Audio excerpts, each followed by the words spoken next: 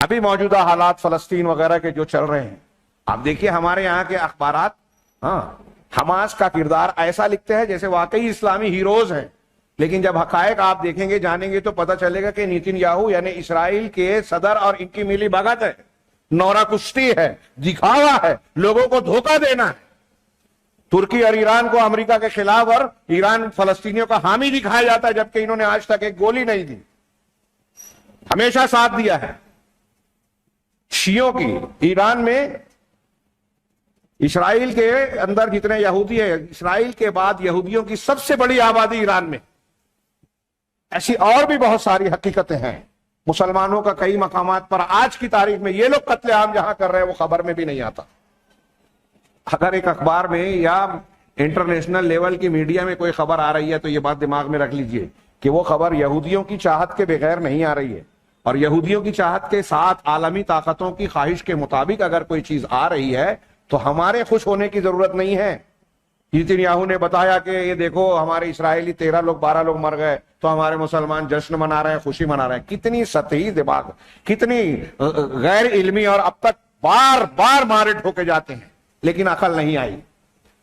وہ جو لاشیں دکھائی جا رہی ہے وہ صحیح ہے یا غلط، یا کس مقصد سے دکھائی جا رہی ہیں؟ اپنی بیچارگی ظاہر کرنے کے لیے نہیں، بیچارگی ظاہر کرنے کے لیے نہیں، دنیا کے سامنے یہ جواز پیش کرنے کے لیے کہ اب ہم مسلمانوں پر، فلسطینیوں پر حملہ کر سکتے ہیں، ان کی بستیوں کو ویرانوں میں تبدیل کر سکتے ہیں، عمارتوں کو کھنڈر بنا سکتے ہیں، ان کی بستیوں کو لاشوں کا انبار لگا، ڈھیر لگا دے کا مقام بنا سکتے ہیں۔ یہ ہمارے پاس اصول آ گیا، اب ہم کو کسی کی سننی نہیں ہے۔ جب وہ لاش بتا رہے ہیں تو آپ کو خوش نہیں ہونا چاہیے، اس بات کی فکر کرنی چاہیے کہ وہ حملہ کرنے کی تیاری ہے۔ یہ مسلسل چلا آ رہا ہے۔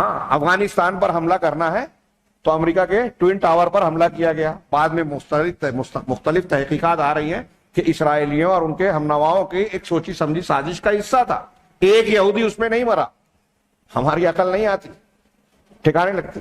ہندوستان میں اگر مسلمانوں کو پر ہاتھ ڈالنا ہے تو اس سے پہلے ایک کانڈ کروایا جائے جس پر مسلمانوں کا الزام لگایا جائے اور اس کے بعد حملہ کیا جائے۔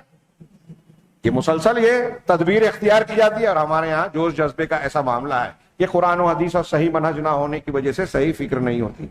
آپ دنیا میں کسی بات کو، واقعے کا صحیح تجزیہ اگر کرنا چاہتے ہیں، میں نے اس سے پہلے بھی کہا، مسلمان صحافیوں کو خاص طور سے آپ کی نظر اور آپ کی نگاہ صحیح گہرائی میں اس وقت جائے گی جب آپ منہج کی بنیاد پر تحقیق کریں گے۔